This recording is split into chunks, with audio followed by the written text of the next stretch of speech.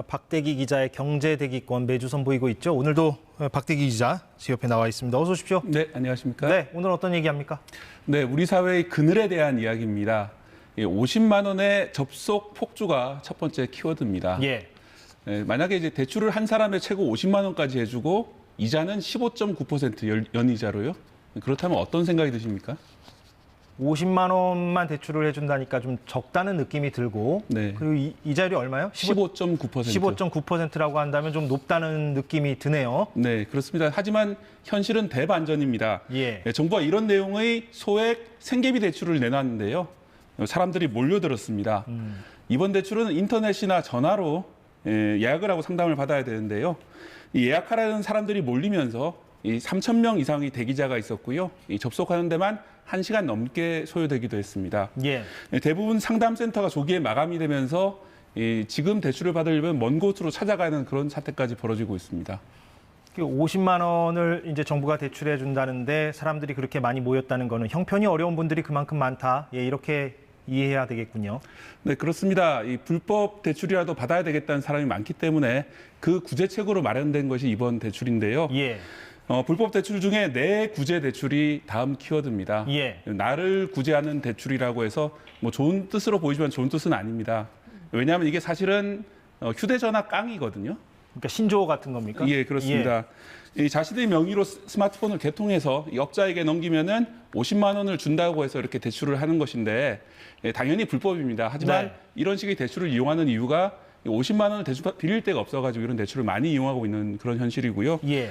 실제로 대부업자와 연결해 준다는 사이트에 들어가 보면요, 15만 원 정도라도 빌려달라, 또 40만 원 정도라도 빌려달라 이런 사연들이 많이 있습니다. 그리고 뭐 자녀가 5명인데 좀 대출이 필요하다 이런 사연이라든지 아직 살고 싶다 이런 좀 안타까운 소액 대출 필요한 그런 분들이 많은 상황입니다. 예. 저렇게 이제 사채라도 급전을 빌리려는 사람들이 많으니까 정부가 이번에 그렇게 소액 생계비 대출을 한다 그런 얘기잖아요, 지금. 네. 예. 어떤 상황인지 이해가 됩니다. 그래서 관련해서 뭐 통계가 있다고 들었는데 어떤 통계입니까? 그건? 네, 정확한 통계는 아니지만 이런 불법 사채를 이용하는 사람이 우리나라에 70만 명 정도 되는 것으로 집계가 되고 있습니다. 예.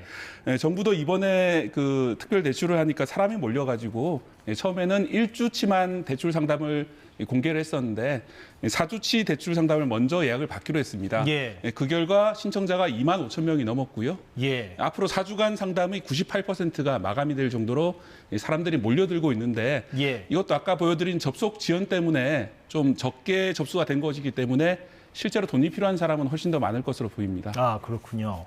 예.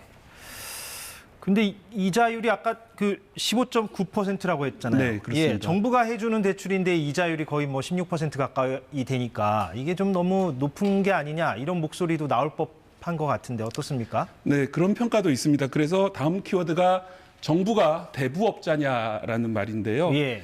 일각에서는 어려운 사람들에게 정부가 고리로 빌려주는 것은 문제가 있다, 이자 장사 아니냐 이런 비판이 나오고 있는 게 현실입니다. 예. 하지만 여기에 대한 정부 반론도 있습니다.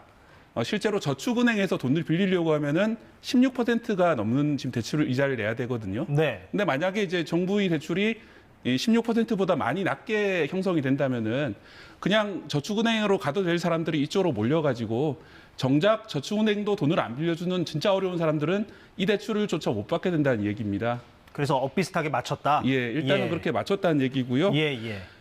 이렇게 만약에 대출을 못 받게 될 경우에 불법 사채로 가야 되는데 이 불법 사채로 가게 된다면 연 이자율이 400%가 넘습니다. 지난해 기준으로요. 이렇게까지 만들지 않겠다고 결국 대출이 나온 것인데 네. 정부 입장은 매달 이자를 착실히 갚는 사람들에 대해서는 1년 정도 지나면 이자율을 9.4%까지 낮춰주고요. 예. 또 현재 50만 원인 대출을 추가로 50만 원 정도 더 지원해주겠다 이런 입장입니다. 예.